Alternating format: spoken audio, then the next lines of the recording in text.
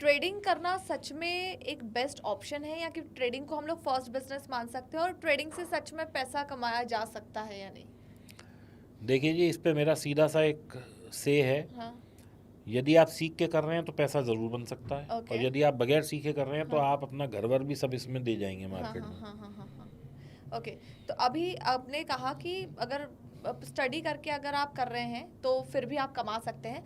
Study in the sense किस चीज़ की पढ़ाई की जाती है, आप थोड़ा समझाएं।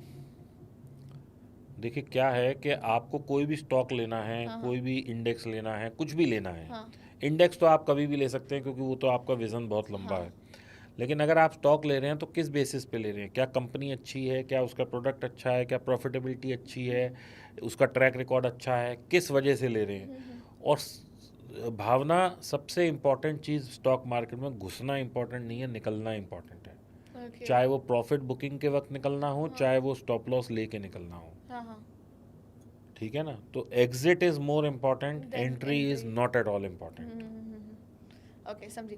सर, अगर समझ लीजिए स्टॉक मार्केट में मुझे आना है, ऐसे कौन से 5 सेक्टर रहेंगे मेरे लिए जो अगले 5 साल में ग्रोथ दिखा सकते हैं?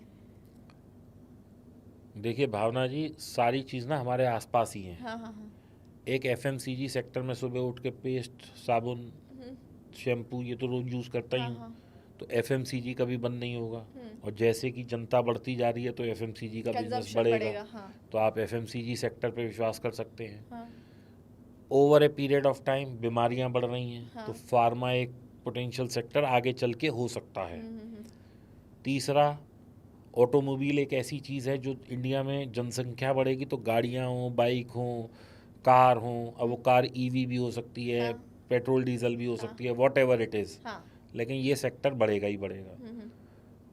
चौथा, ऑयल एंड नेचुरल गैस एक फैक्टर है। आप ठीक है, गाड़ियाँ बंद हो जाएंगी, ईवी आ जाएंगी, लेकिन घर पे चूल्हा तो जलेगा। सही बात है। अब जैसे कि 100 से हम 140 करोड़ हो गए तो सबके घर में खाने की खपत तो बढ़ी गई ना, हाँ मतलब। हाँ हाँ। तो गैस की खपत तो बढ़ी रही है विद द टाइम। हम्म। ठीक है, मैं मान सकता हूँ कि पेट्रोल डीजल की खपत कम हो जाएगी क्योंकि ईवी आ गया, लेकिन ये ईवी भी बहुत सस्टेनेबल नहीं लगता मुझे। क्योंकि जो लिथियम आयन की बैटरी बन रही है, वो lithium is more polluting than carbon pollution. Okay. ये एक रिसर्च है जो, हाँ और बहुत सारी कंट्रीज इसलिए ईवी को ज़्यादा हाँ सपोर्ट नहीं कर रही हैं। हाँ हाँ हाँ। लेकिन अगेन, ये थ्योरीज भी हो सकती हैं, मैं I am not the expert, तो मैं पहले ही माफ़ी मांग लेता हूँ।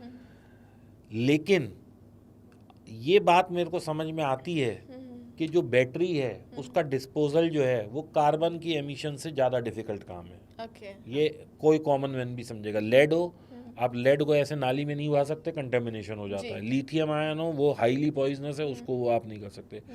जबकि पेट्रोल हम सालों से जलाते आ रहे हैं गाड़ियों में। ठीक है, पॉल्यूशन नॉर्म्स हार्डन होते जा रहे हैं, स्ट्रिंजेंट होते जा रहे हाँ हैं, हाँ हाँ। लेकिन तेल से गाड़ियां तो चल ही रही हैं ना, और सच है। दुनिया में सब जगह चल रही हैं। हाँ हाँ हाँ हम चलो विकसित देश नहीं है, हाँ। लेकिन विकसित देशों में भी तो वही हो रहा है। हाँ। तो इसका मतलब इससे बेटर विकल्प नहीं है। अब ईवी कितनी कामयाब होगी, नहीं होगी, क्योंकि अभी ईवी की फर्स्ट जनरेशन है। 8 साल बाद जब इसकी बैटरी बदल दी जाएगी तो हमें नहीं पता वो बैटरी कितने की आएगी, 8 साल बाद कितना चलेगी वो। दूसरा, मेरे को एक ये भी डाउट है, जैसे मेरा फ़ोन में पहले दिन लेके आता हूँ जब खरीद के 1.5 लाख रुपए का, जी। तो ये मेरे को 24 घंटे बैटरी लाइफ देता है, बट आफ्टर 6 मंथ ये कुल 8 घंटे चलता है, और उसके बाद इसकी बैटरी लाइफ कम होती जाती है। अच्छा। अभी हमें नहीं पता ईवी के साथ ऐसा 4 साल बाद, 5 साल बाद, 6 साल बाद, 8 साल बाद क्या होने वाला हाँ है। हाँ हाँ।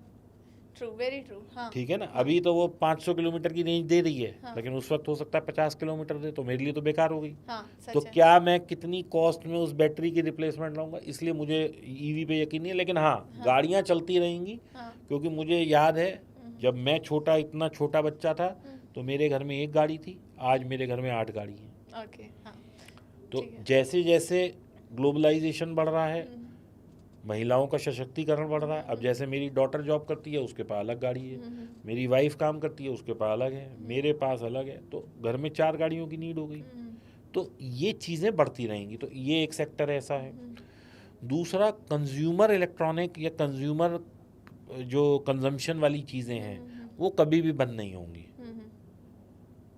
ये चीज़ें समय के साथ बढ़ रही हैं क्योंकि जनसंख्या बढ़ रही है, ये बढ़ेंगी। फिर एक सेक्टर आप जैसे कपड़े हैं, टेक्सटाइल। टेक्सटाइल, हर आदमी को कपड़ा तो पहनने को चाहिए ही ना। Very true. हाँ। तो ये सेक्टर कभी बंद नहीं होगा। जैसे जैसे पॉपुलेशन बढ़ेगी इसकी कंजम्पशन बढ़ेगी। तो ये कुछ चीज़ें ऐसी हैं जो समय के साथ कभी बंद नहीं होगी। और दूसरा, ये सेक्टर बढ़े, ये सेक्टर बढ़े, ये बढ़े, ये बढ़े, मुझे नहीं पता। हाँ। लेकिन इन सब के बीच में एक कॉमन सेक्टर है जो हमेशा बढ़ता रहेगा, वो है बैंकिंग।